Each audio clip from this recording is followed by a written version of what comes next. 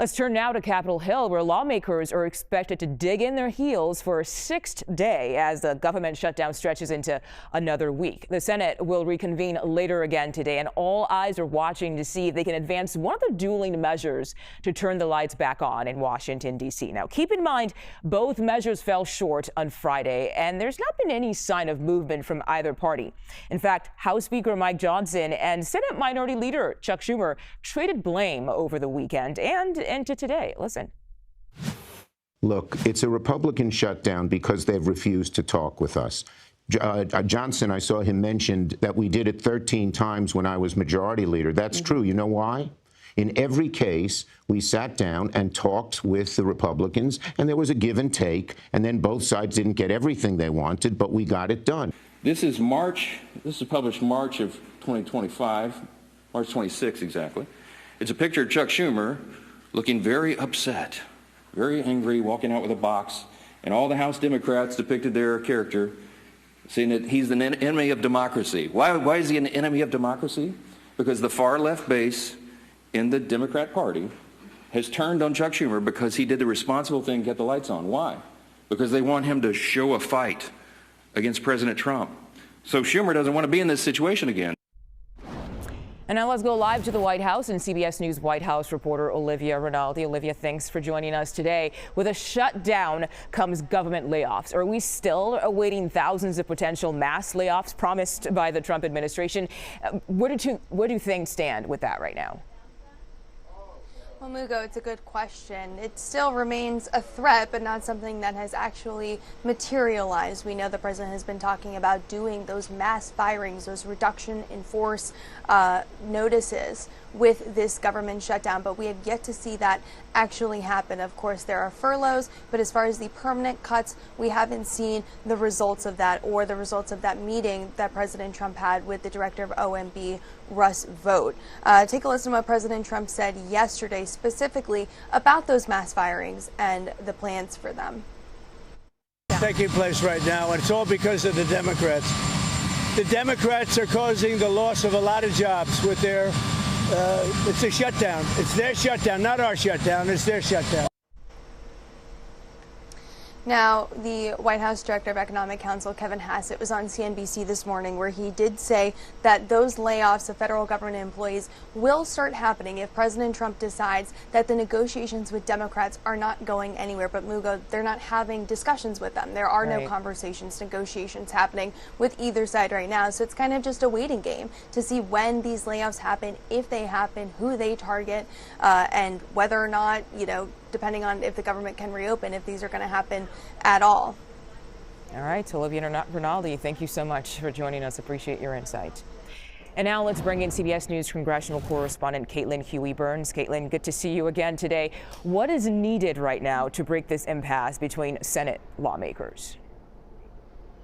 Well, there has to be something new to happen today. Essentially, what we're going to see later today is likely to be a repeat of what we've seen over the past several days. What we saw over the weekend was a lot of lawmakers were blanketing the airwaves, talking about their positions, but they're not really talking to each other. They're still very much entrenched in their positions. Democrats arguing that they won't support anything unless it includes the extension of those Obamacare subsidies that are expected to expire at the end of the year. Republicans arguing that there's nothing in this bill to negotiate. It's just a clean extension of current funding and that they've done their job and that they can reopen the government and have these conversations about health care afterwards. So we've seen no movement on either side. And today what I'm watching is whether there are any more Democrats who peel away and end up voting for this measure, because the measure that we're going to see on the floor later tonight is just the same one we've seen over the past week, that clean extension of government funding. We've seen 2 Democrats peel over, an independent who caucuses with the Democrats also, so they just need 5 more. If they start to break away, I think that would give us an indication, but we haven't seen anything like that yet. And so what leaders are watching really is this outside pressure building. The polling that we've seen from our own CBS News poll essentially shows a pox on all houses. And so whether there is outside pressure building on these lawmakers, that remains to be seen. But notably, the House is out this week. And Caitlin, over on the House side, you just mentioned the House, Speaker Mike Johnson, he canceled plans for the lower chamber to return to Washington this week in an effort to increase pressure on the Senate. Now, despite being away, though, House Minority Leader Hakeem Jeffries says he wants to debate the Speaker on the House floor. What are you learning about that challenge? That's right. House Speaker Mike Johnson sent his members home for the week, arguing that they have done their jobs. He also addressed Hakeem Jeffries' proposal to have a debate on the House floor during this week. Take a listen to how he responded. Jeffries just challenged you to a debate on the House floor today. Do you see yourself debating him, or would you? When the poll says that about 13% of the people approve of your messaging, then you make desperate pleas for attention, and that's what Hakeem Jeffries has done. Look, my friend Hakeem had his shot. We debated all this on the House floor, as you know, before we passed our bill. He spoke for 7 or 8 minutes. He had all of his colleagues lined up. They gave it their best shot, and they argued, and they stomped their feet and screamed at us and all that.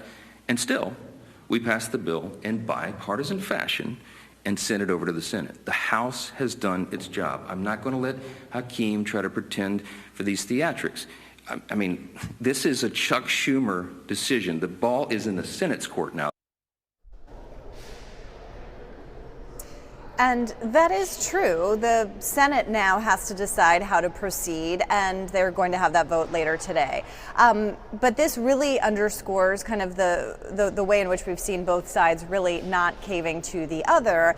And we should note, too, that these furlough notices have already gone out, but next week is when those who are furloughed will likely not receive paychecks. Now, they will get that money back after the shutdown is over, but maybe next week is when we may see a little more pressure build up here, but we just haven't seen it yet. There really seems to be no sense of urgency up here on Capitol Hill just yet. I should know the Senate's not coming back until this evening. Wow. Okay. Caitlin Huey-Burns, thank you so much.